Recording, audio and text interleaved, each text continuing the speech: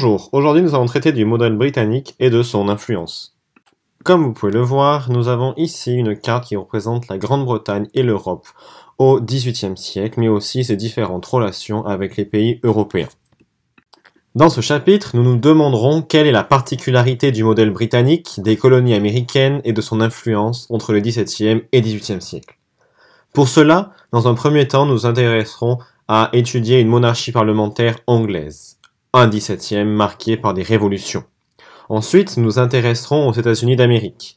Il s'agit en effet de la première colonie qui est devenue indépendante. Et pour finir, nous nous intéresserons à l'influence du modèle britannique et de ses répercussions, en Europe notamment. Alors, nous allons étudier désormais Charles Ier et le bras de fer avec le Parlement. Charles Ier est roi de 1625 à 1649 en Angleterre.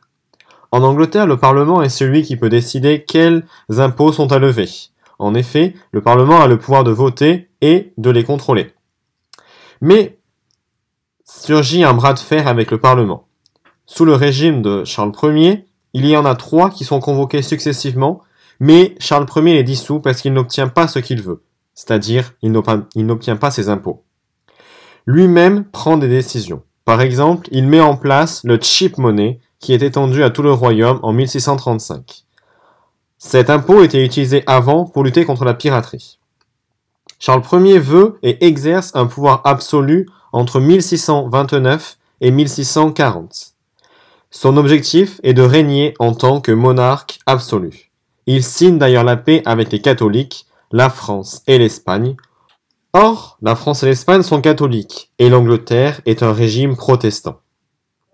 Charles Ier met en place un régime Tudor, car son favori, le duc de Buckingham, a été assassiné. Pendant ces 11 années, Charles Ier exprime un régime fort. Mais, en 1640, il y a la convocation d'un nouveau parlement, qui siège jusqu'en 1653. Ce parlement est hostile au roi. Les parlementaires exposent des griefs, c'est-à-dire des plaintes. Par exemple, on reproche au roi sa politique religieuse. Il a en effet imposé le Prayer Book, c'est-à-dire un nouveau livre de prière, aux Écossais, mais aussi on lui reproche qu'il a mené la guerre contre ce même peuple. Suite à cela, on fait écho à la Common Law, c'est-à-dire la loi ancestrale qui veut que le roi gouverne avec le Parlement. La majorité sont des puritains. Une guerre éclate entre le roi et son peuple entre 1642 et 1649. Il s'agit d'une guerre civile entre l'armée royale qui est faible et l'armée des têtes rondes, c'est-à-dire l'armée du Parlement qui, elle, est forte. Parmi les dirigeants de l'armée du Parlement, on retrouve Oliver Cromwell qui a notamment mis en place la New Model Army. À la fin de cette guerre, en 1649, le roi Charles Ier est capturé. Fin janvier, on lui organise son procès et il est accusé de haute trahison. Par ce procès, on a alors la marque de la transition de la souveraineté du roi à la nation. Le 30 janvier 1649, Charles Ier est décapité à la hache. Parlons désormais de cette phase qui va du protectorat à la restauration monarchique. Suite à l'assassinat du roi, le protectorat est mis en place. Il s'agit d'une sorte de république et elle est dirigée par Oliver Cromwell entre 1649 et 1660.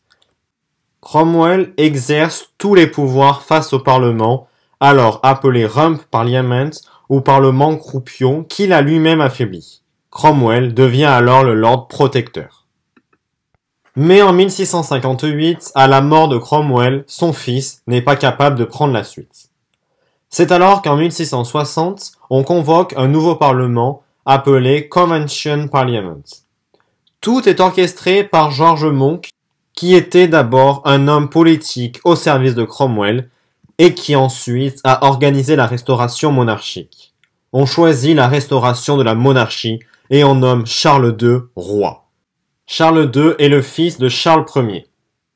Charles II apaise les tensions, mais il mène également une vie dissolue, en reprenant par exemple le train de vie fastueux de son père. Le Parlement se range du côté du roi, du fait d'une concurrence hollandaise et de la peste qui ravage Londres. Donc le roi a tous ses impôts votés. Mais Charles II mène un double jeu. À la fois, il entretient des bonnes relations avec les Provinces-Unies, mais d'un autre côté, il mène un traité secret avec la France. En effet, en 1670, il signe le traité de Douvres avec Louis XIV. Charles II se rapproche du modèle de son cousin Louis XIV en essayant de prendre modèle sur sa politique absolutiste. Charles II veut régner en monarque absolu, c'est-à-dire qu'il veut tout contrôler. Le duc d'York, le frère du roi, montre son hostilité face aux protestants et affiche sa conversion au catholicisme. Cela pose un problème, car l'Angleterre est un État anglican, c'est-à-dire une branche du protestantisme, et surtout, le duc d'York est celui qui doit succéder à Charles II. Avant sa dissolution, le Parlement fait voter en 1679 l'habeas corpus, c'est-à-dire une loi qui protège contre l'arrestation arbitraire royale. Il y a des tensions car un test acte avait été pris en 1673 et un deuxième en 1679 où les catholiques ne peuvent plus exercer de fonctions politiques. Or, cela touche le roi lui-même. Il accorde le test acte, mais il dissout tout de suite le Parlement et en convoque un nouveau, mais qui est à majorité Whig, c'est-à-dire contraire de ce que voulait le roi. Un test acte est une série de lois pénales discriminatoires mises en place en Angleterre au XVIIe siècle, instaurant l'interdiction de divers droits civiques ou militaires pour les catholiques et d'autres dissidents religieux. On observe alors en Angleterre une division politique à la fin du XVIIe siècle.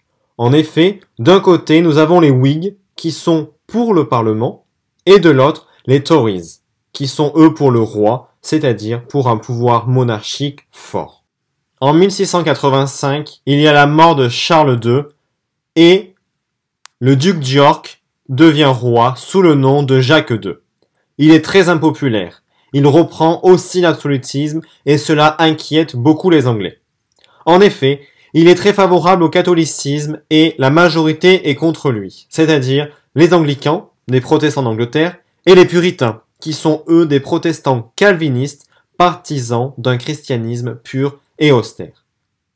Jacques II est obligé de fuir en 1688. Arrivons à la glorieuse révolution de 1688-1689.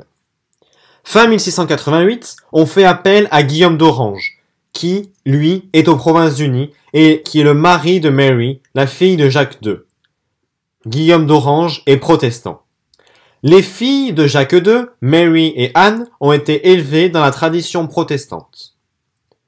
Ce sont 7 grands nobles, qu'on appelle les 7 immortels, qui en appellent à Guillaume d'Orange pour prendre la place de Jacques II. Mais Guillaume d'Orange se veut grand prince et il mène une propagande en Angleterre avant même sa venue. Il dit qu'il accorde d'ailleurs l'élection d'un parlement libre, qu'il tolère les dissidents, sauf les catholiques. Finalement, arrive la glorieuse révolution, c'est-à-dire une invasion militaire de 41 000 hommes des Provinces-Unies en Angleterre. Ils débarquent tous en novembre 1688 et dans les jours qui suivent. Tous les grands nobles se soumettent à Guillaume d'Orange. Guillaume d'Orange prend alors le nom de Guillaume III. Il ne veut point être un prince consort, c'est-à-dire juste l'époux de la reine sans régner. Le Parlement fait voter un Bill of Rights qui est actif dès décembre 1689 car il est ratifié par le roi et la reine, c'est-à-dire Guillaume III et Mary. Ce Bill of Rights affirme la séparation des pouvoirs entre la monarchie et le Parlement. Cela marque alors le début de la monarchie parlementaire et cela fait du Parlement un organe essentiel du gouvernement, donc le Parlement devient une institution permanente. En 1690, John Locke justifie ce changement de régime dans son fameux Traité du gouvernement civil. Les successeurs de Guillaume III et Mary respectent ce Bill of Rights. La monarchie anglaise devient ainsi un modèle pour tous ceux qui veulent la fin de l'absolutisme en Europe. En 1707, il y a un acte d'union entre la Grande-Bretagne et l'Irlande. c'est-à-dire que ces deux-là ne forment qu'une seule et même nation.